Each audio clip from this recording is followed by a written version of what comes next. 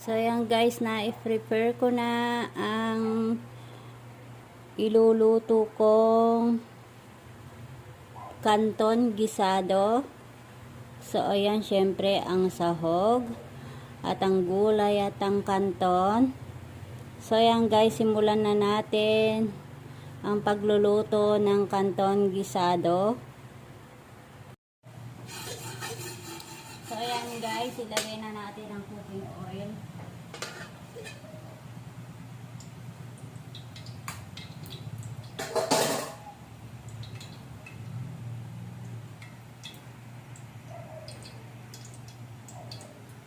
Ayan, kumukulo na ang cooking oil. Ilagay na natin ang bawang.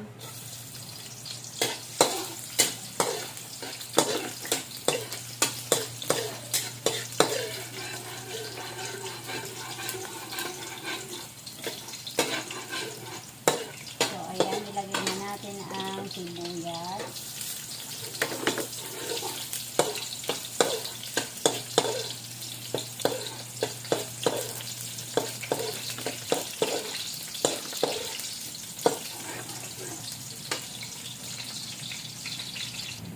So ayan guys, mapula na ang bawang at sibuyas. Ilagay na natin ang sahog.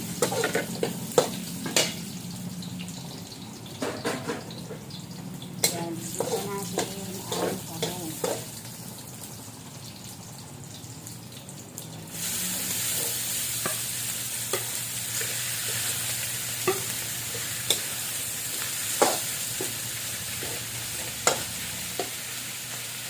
So ayan, isang kutsara na natin ang sahog guys.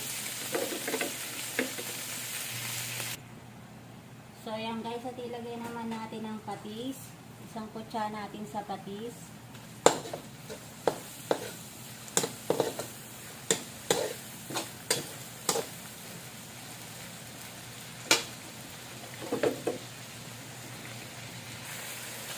So ayan guys, nasang kutsara na ang sahog. Lagyan ko na ito ng tubig or water.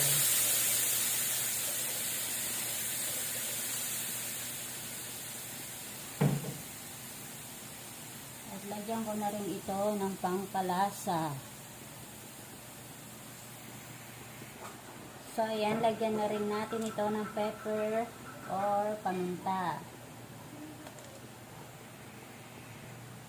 At lagyan na rin natin ito ng toyo or soy sauce.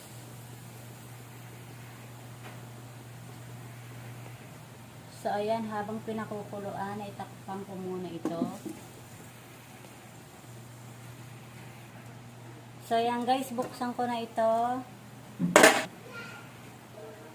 So ayan guys, kumukulo na ang sinangkutsa ko, pati ang sabaw niya. So pwede ko nang ilagay ang kanton at gulay. Kasi ako pinagsasabay ko ang kanton at gulay, pero depende na lang sa inyo kung ganun po ang ginagawa nyo kapag po nagigisa kayo ng kanton gisado. So guys, simulan na natin ilagay ang gulay at ang kanton.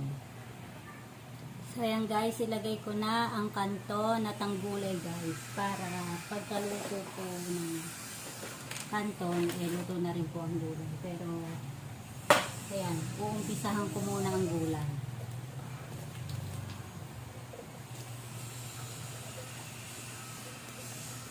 So pagkatapos ng gulay, ilalagay ko na ang kanton para sabay na silang maluto guys.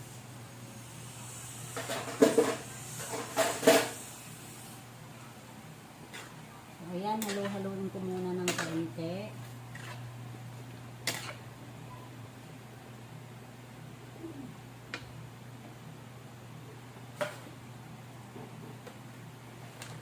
So ayan guys, ilalagay ko na ang kanton.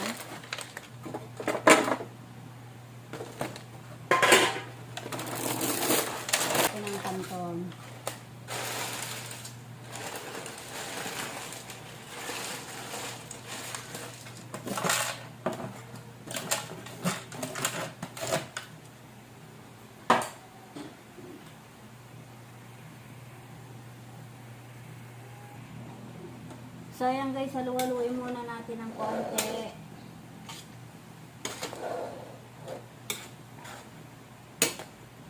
After 5 minutes, ay luto na ito.